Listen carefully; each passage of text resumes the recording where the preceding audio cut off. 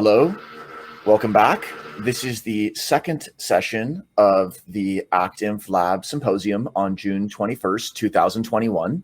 And we're here in the .coms, or Communication Organizational Unit. The goal of .coms is to organize the lab's internal projects and activities, as well as to carry out all forms of communication with external entities. So it's like our connective tissue and our neuroectoderm in a way. What has been done so far is that we've had about 75 live streams, variously on presentations and participatory discussions since July 28th, 2020.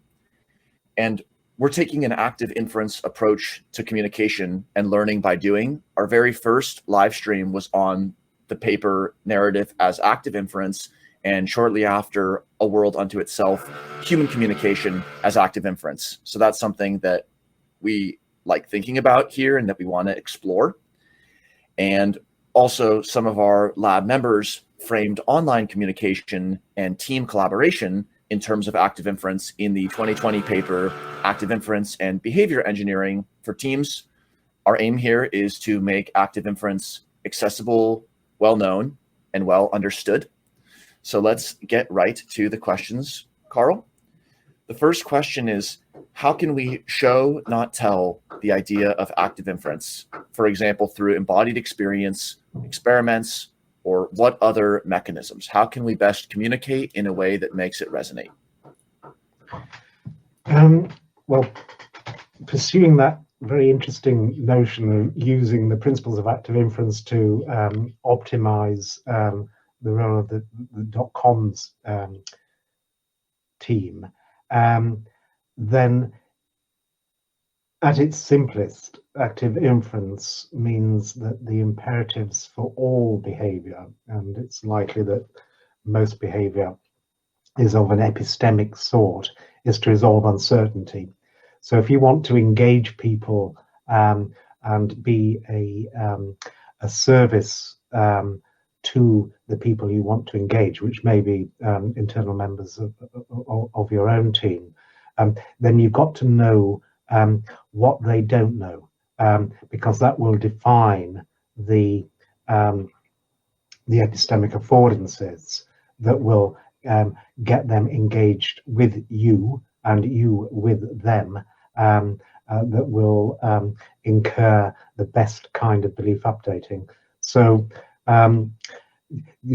practically what that might mean is that it may well be that one has to identify didactic or informative illustrations that are tailored or specialized to the person or people that you're talking about. And then, I have never thought about using embodied experiences before, but that's a brilliant idea. You're just illustrating to people who want to know how my body and my mind works, to illustrate to them, the mechanics of it working, using the language of active inference. It can be very, very powerful. So as I'm talking, one example of this would be using saccadic suppression as an illustration of the potency of getting your beliefs about the predictability of sensory evidence right. So if you're a physiologist, you would know this as sensory attenuation. If you were in machine learning, you're working with transformers, this would be, I think, attentional selection. Basically deploying the gain or switching on the right channels in order to select those data that are going to resolve the most uncertainty or maximize the information gain subsequent on this sort of covert action, or often sold as sort of mental action in the philosophy literature. So that mental action is really endemic and a vital part of our sensory engagement with the world, beautifully illustrated by saccadic suppression. So this is the speaks to the notion of attenuating the sensory consequences of your own action, so that any evidence that you're not actually acting is precluded from your belief updating. So a clinical example of this would be Parkinson's disease, for example. If I'm sitting still and I wasn't able to ignore all the messages from my muscles that tell me at the moment I am sitting still, then I am never going to be able to realize an a priori intention that I'm going to initiate a movement. Because as soon as I initiate a movement, I put in place a plausible hypothesis that I'm going to stand up. Immediately, all the evidence at hand suggests that I am not standing up. So I'm going to revise my belief. No, I'm not standing up. I'm not in the process of standing up, and it becomes impossible to move. So that would be an example of what would happen if you didn't have this capacity to attend to or to select or apply the principles of optimal Bayesian design in terms of selecting those data for your own belief updating. But a really pragmatic and easy example of that is saccadic suppression, when we do the simplest of movements, epistemic foraging, which is moving our eyes, making saccadic eye movements. Because when we do that, we actually induce masses of visual information on the photoreceptors in the retina, sometimes referred to as retinal slip. So when I look from the left to the right, there's a flood of information that I have caused. And yet it is not useful information because it doesn't tell me anything I didn't already know. So what the brain does, it suppresses that information by transiently suspending the precision, if you were, or the Kalman gain, if you were taking a Kalman filter-like perspective on predictive coding as one kind of variational filtering. And that's really easy to demonstrate to an audience. Just get them to either fixate on a central stimulus and then pay attention to something that's moving around, or the converse, they fixate on the thing that's moving around and then ask them questions about the central stimulus. And with the right timing, it's a very potent illustration of beyond just gathering information, but actively selecting and triaging that information in accord with the principles of optimal Bayesian design. So I hadn't thought about going beyond that, but I'm sure there'll be lots of lovely examples of embodied experiences that really do illustrate the active inference in action, as it were. I'm just reminded, of course, active inference could be read as, if you like, a 21st century version of ideomotor theories, which were very popular in the 19th century, and of course that was demonstrated through embodied experiences in a very alluring way through hypnotism and the like. So I can imagine somebody doing a sort of 21st century version of hypnotism and all those wonderful Victorian illusions about the way you use your sense organs or deploy them actively, but now in the service of just illustrating some basic phenomena that underwrite active inference. In terms of experiments, or the classic ones that immediately come to mind that are really engaging are visual illusions. So on one reading, all visual illusions are just ways of getting at your perceptual priors in the context of Bayesian inference. That, if you can conjure a particular pattern of sensory information that was caused in one way, and yet you think your subject or your audience has sufficiently precise prior beliefs that it could only be caused in another way, which is not the way you caused it, and then you let them experience that, and then you reveal how you actually generated those data, then that's a very powerful way of demonstrating the innate priors, the sort of formal priors in terms of the connectome or the sparse coupling on a factor graph. That again is part of the lived experience. So I think visual illusions would be And there are loads of beautiful illusions out there, and all that one would have to do is to harness their beauty and allure and use them as a vehicle to give people insight into their own, usually subpersonal priors about the way that the world is constructed. And then I mean, in my world, what you generally try and do is to actually put this in silico by just creating little in silico creatures, because you've now got active inference with this information geometry. You now have the opportunity not just to simulate what these creatures do, but what they perceive, because now you've got the quantitative estimates of their posterior beliefs. So you can actually show a subject who's just experienced a visual illusion that this is perfectly Bayes optimal. And indeed, when you write down this variational message passing scheme in this synthetic subject, this synthetic person also experiences exactly the same illusions. And this is Bayes optimal for this kind of work. So you can leverage active inference in that sense, and deliberately referring back to the .edu discussions, what active inference brings to the table, because it's got information about stuff out there in the numerics.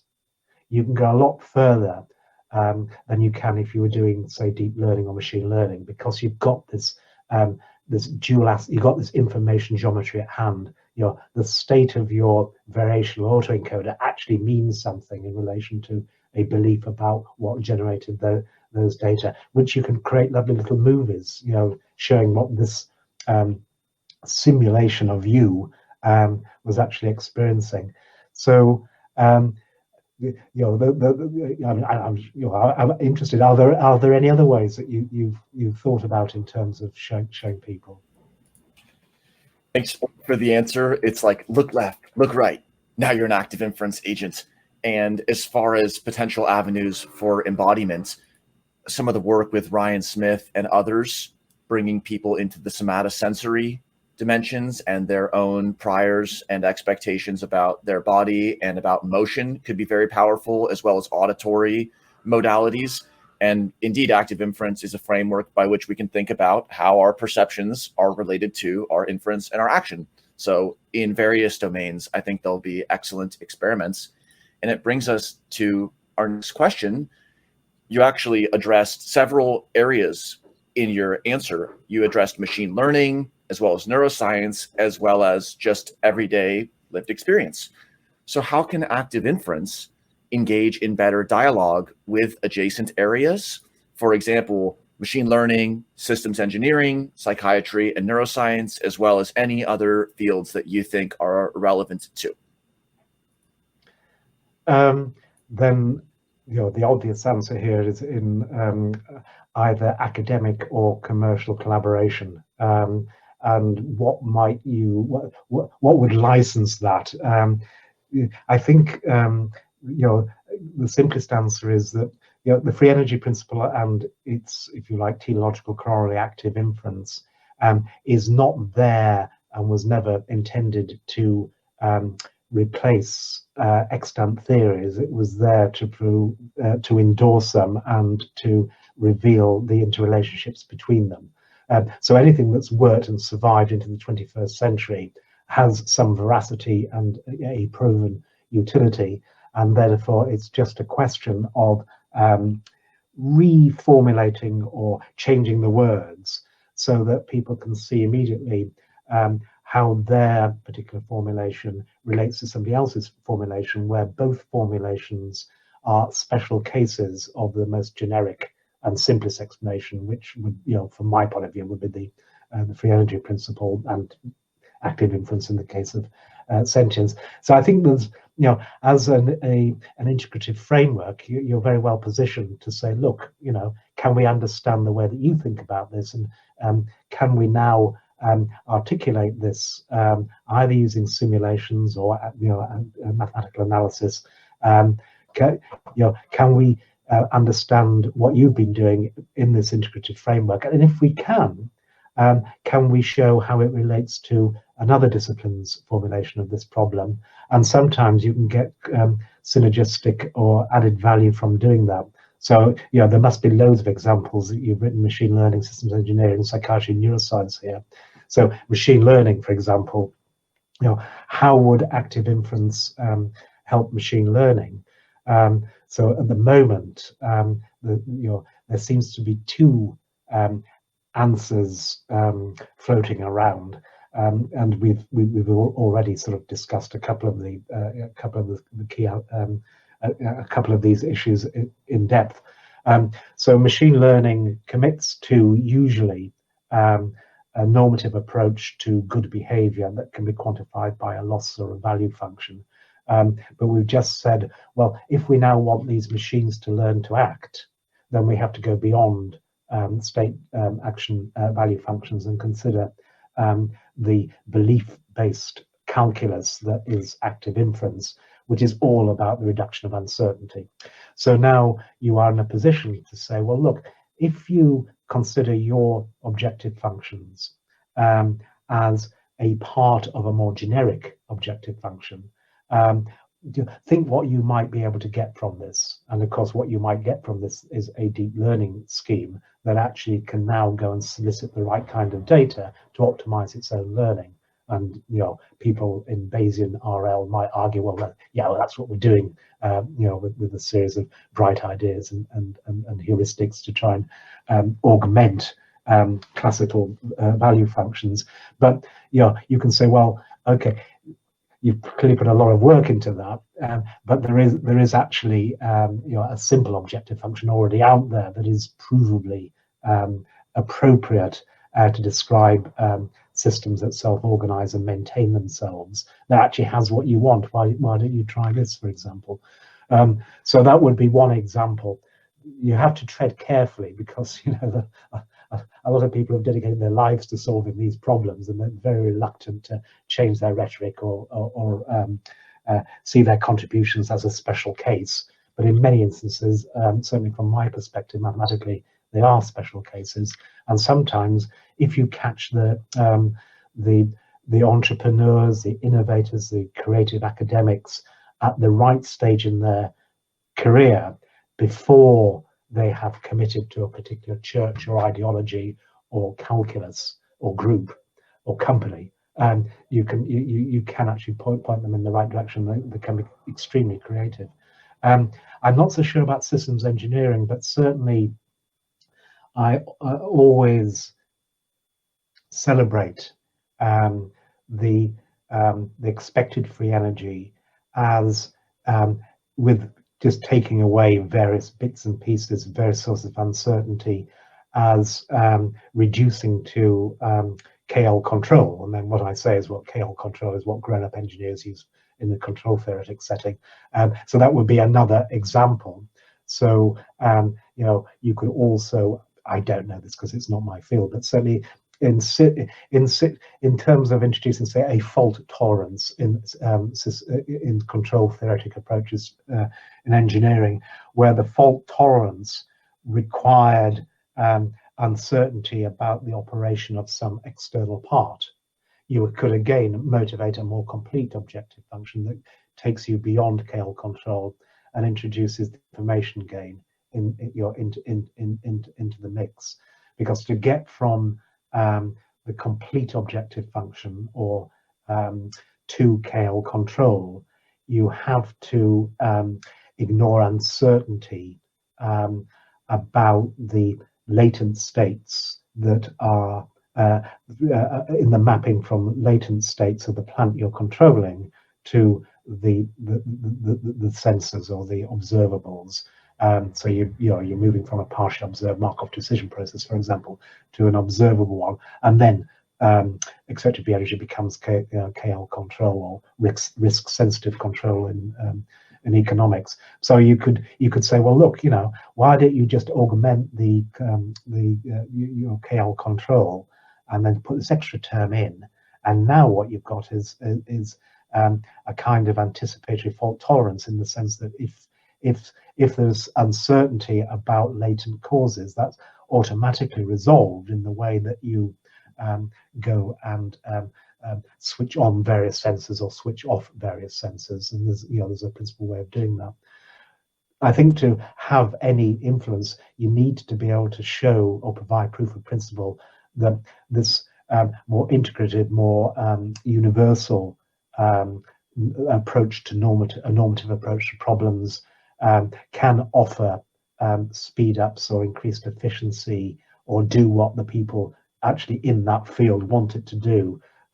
So, for example, you've got to be able to show that active inference can outperform sort of vanilla deep learning by an order of magnitude, which is easy to do because, of course, most benchmarks in machine learning are actually inference problems. So if you just recast it, it's actually quite a trivial thing to do, just by saying, well, actually what you've been dealing with is an inference problem, which looks a lot like a one-shot learning from the point of view of somebody in machine learning. But I think there will be some pressure to get people's attention, to make yourself attractive in terms of they will now have some, first of all, find you interesting, and also have the potential that they can place some epistemic trust in you. You've got to sort of give them a clue and a cue as to why they should engage with you, and very often there's a two-way or two-road exchange. So one simple example of that, which I see emerging in the field, is the use of so deep learning to amortize certain mappings when they can be amortized in active inference schemes to evaluate the expected free energy, for example, or doing very deep tree searches. So that's the kind of innovation you're seeing coming out of 20-year-olds at the moment who haven't yet decided whether they're going to do deep learning or active inference, because they want to do both and do it very, very effectively. So that's a nice example from my perspective of a sort of that integrative role that could be played, or you could play. Thanks. I really heard this yes and maxim from communication and improvisation. It's like, yes, there's been a disciplinary way of approaching it, and we're going to be working together to come back to first principles or to make it more efficient. So that's really powerful. How does active inference help us rethink the nature of online communication, where so much of our communication nowadays does occur? That's a big question, isn't it? And certainly in the context of social media, politics, fake news, and the like, you could take that question in lots of different directions, which I won't do because that's not my field of expertise. But just off the cuff, in terms of first principles, what is communication? It's the ability for me to infer what you meant. It's the hermeneutics problem. If it's a hermeneutics problem, that's most efficiently resolved in terms of dyadic or multi-system interactions when we come back to first principles, which is the generative model, when we share the same narrative or same generative model. So in terms of helping, how does active inference help us rethink the nature of online communication? I think just from a first principles point of view, it would be the importance of establishing who is talking to who. And if you want to optimize the efficiency of that exchange, literally from the point of view of this principle of least action, the speed with which you can resolve uncertainty and minimize your uncertainty or surprisal, then it's ensuring that like-minded communicators are actually communicating, because it's only them that will understand each other. So everybody has to speak the same language. They have to commit to a shared narrative and a shared generative model. And then just by things like rate distortion theorem, or rewriting that in terms of active inference, the joint free energy minimization between two interlocutors, that's the most efficient sort of shared path of least action. How does that help engineer or intervene on things? I'm not so sure. Certainly, just in reference to communications with people like Maxwell and the like, and other colleagues, there is this interesting notion that if the real problem of communication is not really the messages that you send, but the inferring whether to send the messages to this person or not, that itself now becomes conditional upon inferring that's a member of my in-group, or that's a creature or a person like me. Then the question is, how does self-organization, say, in terms of social media exchange, how is that underwritten by an inference about the kind of people who I am listening to, who I am talking to, and what are the basic principles of that? And again, in accord with the minimization of complexity in our generative models, it may be a useful hypothesis to say that there's an inevitable coarse graining of the way that we conceive of the people that we generate information for, say, on social media, and reciprocally, the kinds of people that I will be able to solicit by listening to this Twitter feed or that Wikipedia page or this news channel.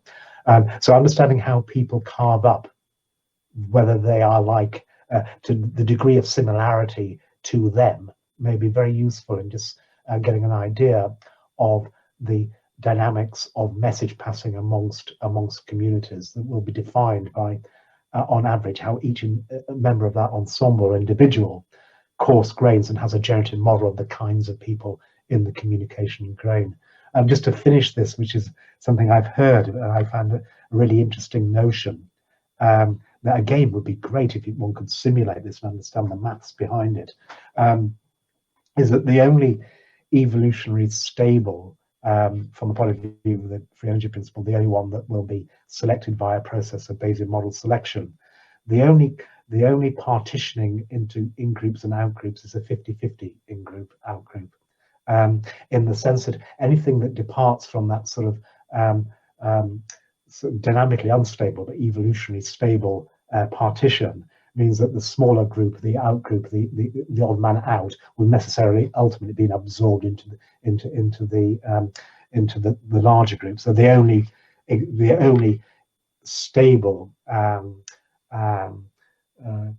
partitioning is 50-50, which makes a lot of sense when you look at Trump versus Biden, when you look at Brexit versus not Brexit. In fact, wherever you look, all the important allegiances in terms of our political, ideological, possibly even theological communication seems to be split right down the middle, and perhaps it can be no other way. So it'd be very, very interesting to simulate that and see if that is a truism that inherits from all of these marginal likelihood or free energy minimizing processes implemented at multiple levels of hierarchical multiple hierarchical levels, which is, communication is just message passing, and message passing is just the way you articulate belief updating, and belief updating just is the process of inference, which just is the paths of least action according to the FEP. The 50-50 politics, it's maximally confusing, something we all experience. And a few key points there about the nature of online communication is that at the core, it is dyadic. Even when you're broadcasting to many, it's actually about that connection and the hermeneutic relationship of unpacking meaning. And then also you brought up the importance of context and identity and who's talking to who, and our inferences about that, which is essential to rhetoric and something that often gets left off when people take big data approaches to online discourse. The next question is, how does active inference help us think about science communication and participation specifically as we move into broader citizen science initiatives and as scientists are in the loop, something you've been recently involved in as well, with society and with decision making? So as science and the nature of science is changing, who is doing it and how they communicate it, how does active inference help us navigate that? Right, well, I'm sure you've thought about this much more deeply than I have. It's just drawing upon my experience, in terms of science communication during the coronavirus epidemic. Yeah, I think you're absolutely right. You can. as with the previous questions, I think you can take the principles of active inference and just think about what does that mean for optimal communication and belief updating and shared belief updating and shared narratives or not. And use that as a point of reference for the way that you articulate your own science. And you've asked all the challenging and exactly right questions about how you communicate, how you engage other scientists or other partners within or beyond academia. And I think the same principles apply exactly to the public. And just to reinforce your, I think, beautiful observation that all communication is dyadic from the point of view of the person communicating. So it's this kind of person as a unitary object I am talking to, or this population, or this mentality, or or this discipline. So it is, I think, fundamentally dyadic from the point of view of the person generating the messages that will may or may not incur belief updating in the recipients. And these kinds of principles, I'm sure, would be useful in terms of science communication. So at that level, I don't know that there's much that I would have to what you already know, and and will all possibly already are implementing. There is another level, though, which is using active inference not as a model for the way that we work and communicate and participate, but as a more a statistical or observation model of data. So in a sense, you can use the principles of active inference really to make the most of data pertinent to a particular domain. So again, I'm thinking here of the dynamic causal modeling of the epidemiological and behavioral data that has been generated by the coronavirus epidemic. So you certainly use the perceptual inference side of it, if you like, the Bayesian filtering side of it, but also in principle the data mining or the optimal Bayesian design to select which data are useful or not in a very practical way. We're assimilating big data in the service of understanding the system at hand. So if the system at hand is how does a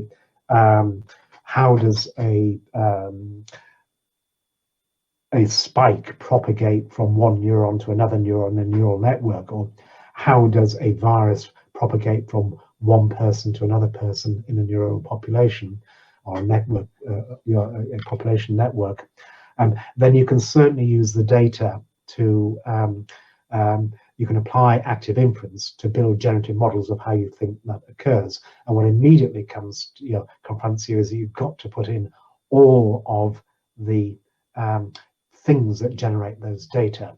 So you can't miss out any factors that are important, be they psychological, be they behavioral, be they viral, be they transport related. All of these things have to go into your generative model to best explain the data. So when we do this in a practical way, we both use the instance rates from PCR testing and Google mobility data and Department of transportation data, anything that speaks to and reduces uncertainty about all the factors necessary that are entailed by your generative model.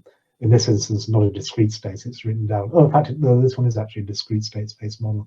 And the active inference is not explicitly part of it in the sense that we're not trying to predict people's behavior, but it does serve an indirect guide through the principles of Bayesian optimum design. And all that basically means is, do I invest computational resources and thereby incur computational and statistical complexity by including or attending to this kind of data or not?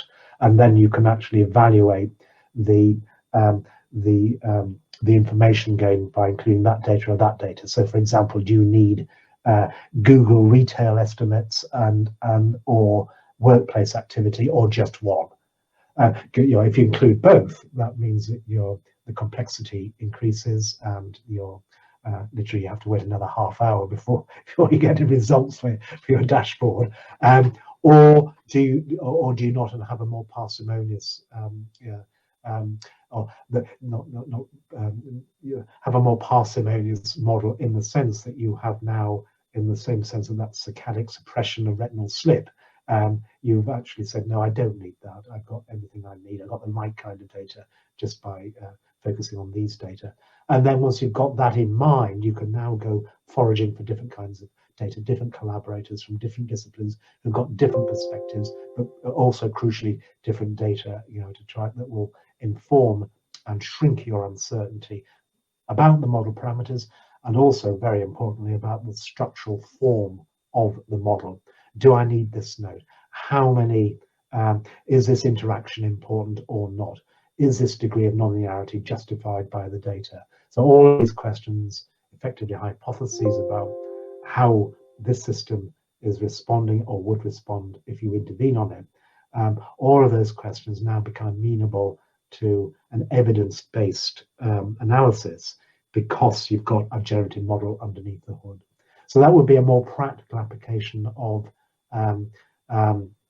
the principles that underwrite active inference, even though your computer program is not actually doing active inference, but it's certainly being deployed using the principles of active inference. Awesome. And we heard that integrative approach. Yes, we're going to include multiple data sets, potentially of unconventional type, and we're going to have a principled way of deciding how to include that data. And also, as you brought up at the end, who to include in the conversation. And there was one piece you said in there about the dyadic nature of communication, where a speaker is always, I think you said something like speaking to a person or to a group or to a community. And it relates to our next question, which is, how can we appropriately interact with shared and nested generative models potentially across scales, be it person, team, or community? Do we think about these levels of analysis as active inference agents in their own right? Or how do we, for example, speak to a community or speak to a level of analysis that's broader than the personal? Yeah, I think that's a great and challenging question. I mean, clearly there has been some provisional work in academia looking at sort of Markov blankets of Markov blankets, which is effectively, from a stats point of view, from a physics point of view at least, what we're talking about here. As a physicist, you'd be tackling this with things like the the apparatus of the renormalization group, which tells you immediately something interesting, that the existence of this nested structure, if underwritten by, or if it is a renormalization group, means that there are certain functional forms that are conserved. So what that means is, from a practical point of view, that there will be certain kinds of behavior that are actually conserved at different scales. So what works in terms of talking to your children should also work as a president talking to your community, or a governor talking to your state, or a team leader talking to your assembled team. Simply because in order for there to be a hierarchical nesting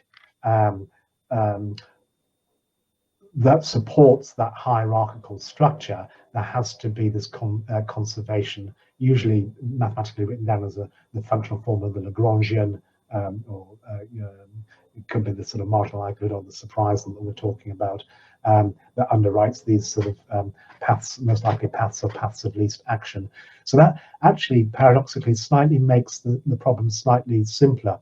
Because what you're saying is, what works at one level will work at all levels. All you've got to do is find the coarse grading operator that takes you from one level to the next. So what that would look like, I think, would be very, very application domain specific. So I think that there is a great challenge ahead, which is taking the single particle FEP approach now into a world that where it matters, where the world is actually an ensemble of particles. And we've already discussed the importance of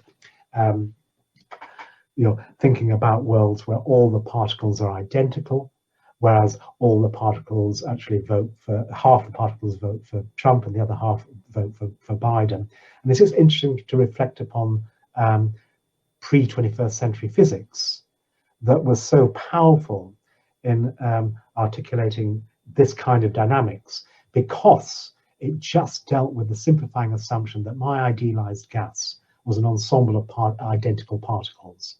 And then you can spin off from that equilibrium physics and everything that led from the from Carnot cycles and engines through to current technology. So it's a powerful assumption if you just make some simplifying assumptions, but just we've already said, well, perhaps that's not the best kind of assumption to make when you're dealing with political mechanics. You at least you're like one bipartition in there. So that would require a revisiting of that kind of physics. From our point of view or your point of view, basically simulating active inference agents or ensembles of active inference agents, particles, but where now there's a heterogeneity in play, and then asking the questions, well, what are at the next scale the free energy minimizing or surprisal minimizing or potential minimizing solutions at the next scale up? So we come back to our, why is it the case that people are all split 50-50, which has an enormous impact on the interactions at the scale below. So I think I'm just hand waving here because I don't think there are any formal answers, and I think those formal answers will probably have to come out of agent-based and possibly stochastic agent-based modeling initiatives, but with the twist, you're making each agent itself an active inference agent. So while each individual member of the ensemble is trying to minimize their free energy, also the ensemble, through cooperation and a shared narrative, is minimizing the joint free energy. And what that means for, when you move from one scale to the next scale. This is, if you're in physics, I imagine that this is the problem of beyond non-equilibrium steady states, because you're actually now dealing with the multi-scale aspect of non-equilibrium. So at best, we have good models of turbulent flow and bead actions and laser physics that take us beyond equilibrium physics, where all the particles are the same, into non-equilibrium physics. But I don't know that there's an equivalent maths or metaphor in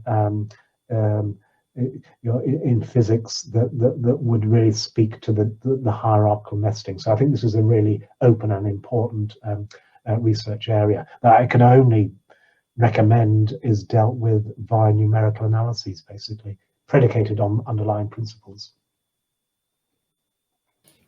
Thanks for the answer there, and it made me wonder if agree to disagree is a narrative that can be shared even when there is a 50-50 split. And I think it brings us nicely to the final question of .coms, which is, how can we move people and teams into a code-transformative space, or as some of your recent work discussed, an interactionist space? Right, I'm sure you know the answers to all these. I suspect now, I'm now realizing you already know the answers because of your knowing smiles when I say something that you recognize. But so actually answering that on the basis of what you just said. So I think that's another really useful insight, that agreeing to disagree is a surprise minimizing, Bayes optimal explanation for the exchange with others. But it does rest upon committing to the hypothesis that you are not like me, you are not like-minded, and that's okay. So I've now classified you as somebody who's not like-minded, and I've resolved the ambiguity in, among the hypotheses that you are either like-minded or you're not like-minded. Normally we resolve those within a few first impressions, within a few seconds, based upon all these epistemic cues we offer each other to define the kind of sort of person that we are. So we make that job as easy as possible for us, and signaling to make this so we know our place. And I use that phrase because, of course, there was a paper called Knowing Your Place that exploited a shared generative model that allowed you to be in a particular position in some space, even if you and I share the same understanding of political ideology. But I know my place because I'm right wing, and you know your place because you're left wing, or vice versa. And then we can quite happily exchange, but agreeing to disagree. So I think that's a wonderful perspective to have, and to endorse it. And that is a Bayes optimal perspective from both sides of the disagreement. That's resolving uncertainty in a bounded, rational way. So applying that notion to co-transformative space, it reminds me of the problem where certain patients in psychiatry have committed to a particular inference about whether they belong out there in that kind of environment or not. So they have decided that they do not belong out there, and that those people are not like them, and they start to avoid. So in a very simple-minded way, and if they're in the psychiatric, they're horrified at this example, but I think it's illustrative and useful in that respect. So say take depression or agoraphobia, which is a completely Bayes optimal response. If I have committed to the hypothesis that out there is full of people who are not like me and potentially will upset, confuse, and render me uncertain, and possibly even injure me in some way. So withdraw into that corner of into your house, or into that silo if you're working in teams, is a perfectly Bayes optimal response that says that you've got a precise belief that this is where you belong. These are the people that you speak to, and not those people. So, and that's usually perfectly functional. In psychiatry, that would be a neurotic defense, but it can become pathological when you become housebound, or you become, say, if you've got a pathological hypothesis about your body got dysmorphophobia, and you nearly die because of a failure to eat properly. So when you say co-transformative, I imagine what you mean is you want to transform two teams into one team, or at least enable them to work together. If that's right, and you're nodding partially, so I assume that it is, you're facing the same challenge that a psychiatrist faces in terms of enabling people to revise the precision of their precise beliefs about who they can interact with and who they should interact with. That's not an easy thing, but it's certainly doable, and it basically usually reduces to presenting evidence to a group or a person that it can be another way, so that you start to revise their prior beliefs, or at least the precision of their prior beliefs, by in a safe space where it's okay to explore other hypotheses, enabling them to think about other ways of interacting. So this would normally be the objective of psychotherapy, basically, to, by illustration, very much in the same way you were talking about, sort of illustrating or educating by embodied experience. Very much psychotherapy is thought to work like this. You provide a psychologically embodied experience where you can try out different styles and different hypotheses, and in so doing, you paradoxically introduce the right kind of uncertainty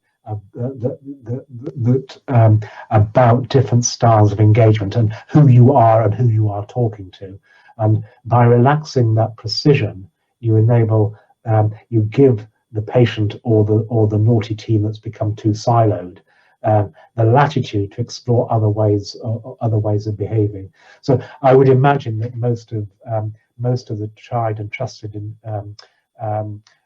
procedures to get teams into a co-transformative space, use one or more of those mechanisms. What would active inference bring to the table? It would just bring the narrative that that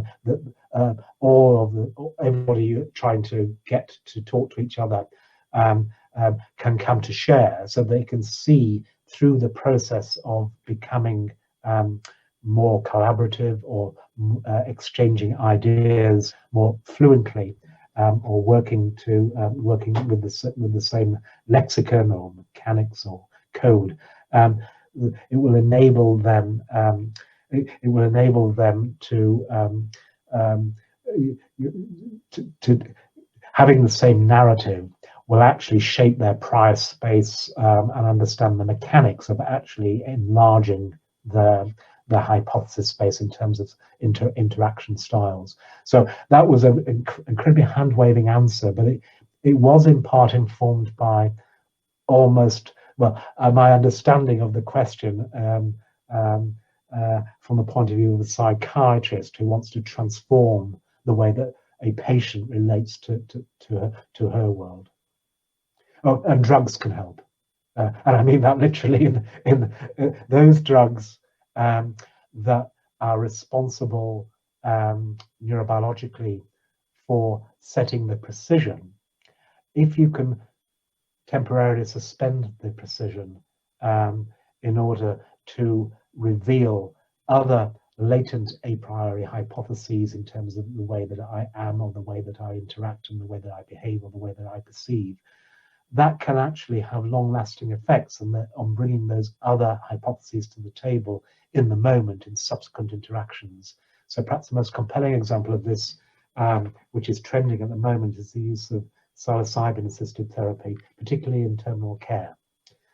So, if you know you're going to die of cancer in the next 6 months, there are certain hypotheses that are brought to bear in terms of how I would expect to feel, and how I engage with the world, and how I engage with my loved ones as a dying person who is near death and the ultimate loss. Those are not necessarily the best or most functional hypotheses and ways of being. There are other ways of dying gracefully and gloriously, but to get at them, sometimes having a managed challenge to your 5-HT2A receptors via things like psilocybin and other related drugs just allows you to suspend for a moment your very precise beliefs about the kind of thing I am, and allows you to experience other ways of being and perceiving, which can be very useful when it comes to just trying out other hypotheses. In this instance, your cancer journey, but one can also imagine similar scenarios when you get locked in to a particular way of interacting, either within a team or between teams in a larger organization. So that would mean you have to go on a retreat and take lots of magic mushrooms. Never thought I would hear it from you, Professor Friston, but there we have it. Drugs for teams. Thank you for this excellent interval with .com's unit. We're going to take another 5-minute break, and we'll return for the final session for .tools. Thanks again, everyone, and we'll see you in 5 minutes.